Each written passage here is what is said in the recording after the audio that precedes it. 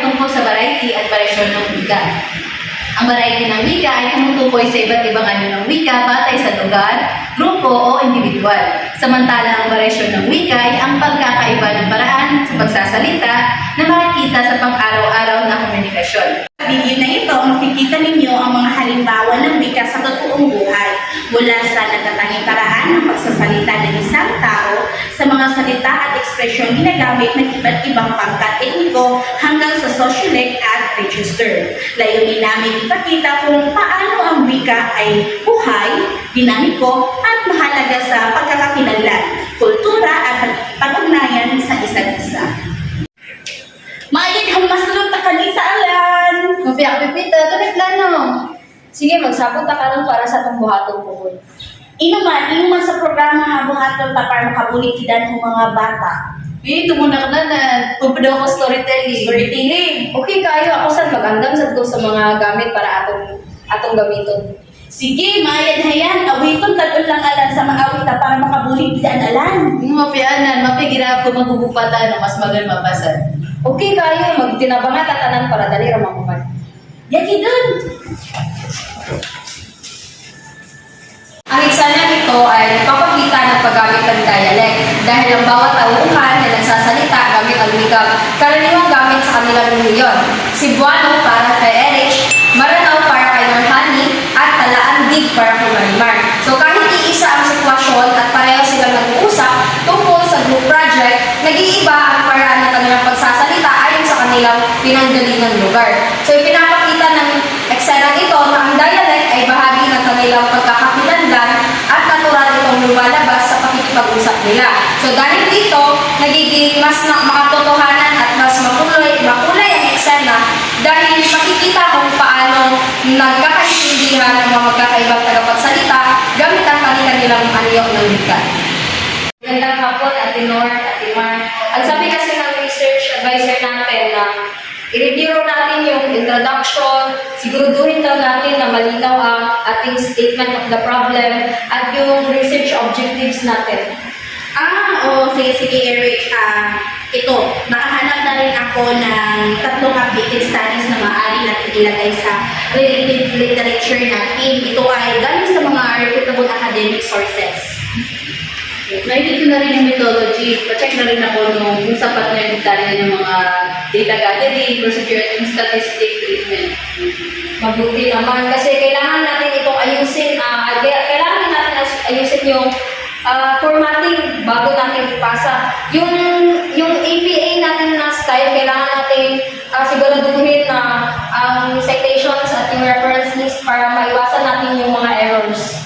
Sige. So, ganito na lang. Ako na ang bahala sa mga double check na mga references. Ipapasa ko ang updated file niyo gabi. Okay lang ba? Sige. Okay. Pero kapag okay na lahat, gagawa na rin ako ng abstract. Kapag kailangan pa ba natin i-translate sa Filipino version? Oo, kailangan pa natin. Oo, kasi kailangan natin ito para sabay natin ipasa yung English at Filipino versions. Kasi sinisiguro dapat natin na yung concise at malinaw ang pagkakasulat. Sige, yun na gawin natin. Register. Dahil formal ang sitwasyon kung saan gumagawa ng research paper ang mga tauhan. Gumagamit sila ng teknikal na salita tulad ng methodology, citations, statistical treatment, literature review. Diretso at maayos ang pangungusap, walang kolokyal o informal na salita.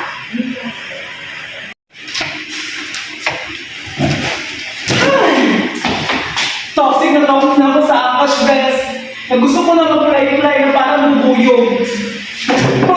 Si Ma'am A, parang demon lord ng deadlines. OMG! Sino yung game quiz kanina? Toxic level 100. Parang nasa Squid Game ako. Di ko alam kung mahuhuli ako sa bala ko sa mga tanong. Mga te, huwag kayong gumadrama. Ako nga toxic na sa group chat natin. Puro laging Erich. Gawa ng intro ang PPT. Erich, i-edit mo lang yung video. Wow, ako na lang gagawa ng lahat. Sana all na lang talaga sa akin. Huwag kang pa-edgy dyan, Erich. Toxic din naman yung mukha mo kahapon yung naiwan mo yung video report mo.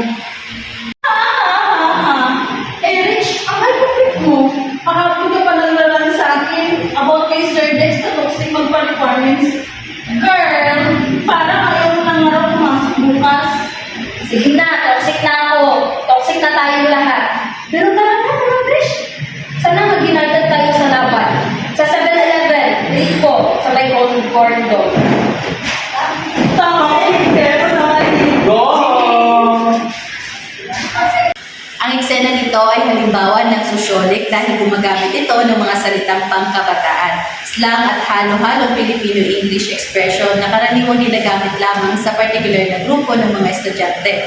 Ang gumagamit ang mga tauhan ng mga salitang karaniwang maririnig sa isang particular na grupo ng kabataan tulad ng toxic, besh, same, parang Demon Lord, sana all, G at iba pang expression na hangos sa social media culture, gaming terms at kabataang usapan. Pinapakita nito na may natatanging paraan ng pagsasalita ang isang tiyak na social media group sa kasong ito. Mga estudyanteng kabataan na madalas maghalo ng English, Filipino, slang, memes at exaggerated expression. Dahil sa paraan nila ng pananalita ay nakabubuo ayon sa kapaligiran, pangkat at shared expression nila na malinaw na ito ay halimbawa ng sociolic. Be, tapos mo lang yung assignment natin sa math. Tapos na din. Yung English subject natin. Ano kung sa'yo yung English mo? Ito, nalay sagutan na. Absent ko kasi kahapon. Sige, Bel. Salamat sa paalala. Kung hindi ako makapasok sa assignment natin ngayon. Ang dialect ay variety ng wika na natutukoy sa natatanging paraan ng pagsasalita ng isang individual. Sa scene, mapapansin na ako ay paulit-ulit na gumagamit ng salitang I bet na naging paborito kong ekspresyon. Ito ay naging bahagi ng aking personal na estilo sa pagsasalita. Kaya, nakikilala siya ng mga tao sa paligid ko sa pamamagitan nito. Dahil ang I bet ay ang aking trademark expression. Malinaw itong halimbawa ng idiolect. Ay daw niya kataytay ka, Eric. Ha? Arcel, hindi ko maintindihan. Anong lingwahe yan at anong ibig sabihin? Ito ay salitang maranang nang ibig sabihin na niya kataytay ay ang gagawin mo. Ah, salamat at Arcel. Ano naman ang salamat sa maranang? Katulad sa Tagalog, salamat. Ganun pala yun. Ang etnolek ay variety ng wika na nagmula sa pangkat etniko gaya ng Maranao.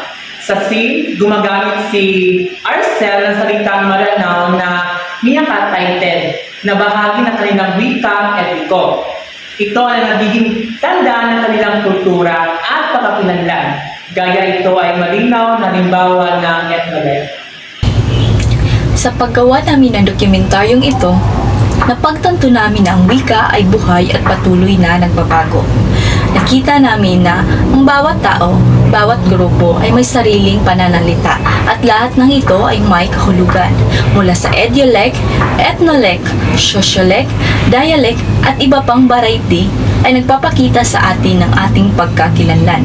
At nakita namin na ang pagkakaiba-iba ng wika ay hindi dapat tignan bilang hadlang sa ating komunikasyon.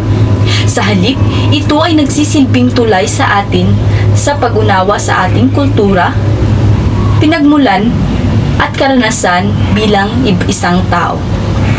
At sa huli, naunawaan namin na ang wika kahit iba-iba, ito ay nag-uugnay sa atin at nagpagpakita ng ating yaman sa ating lipunan.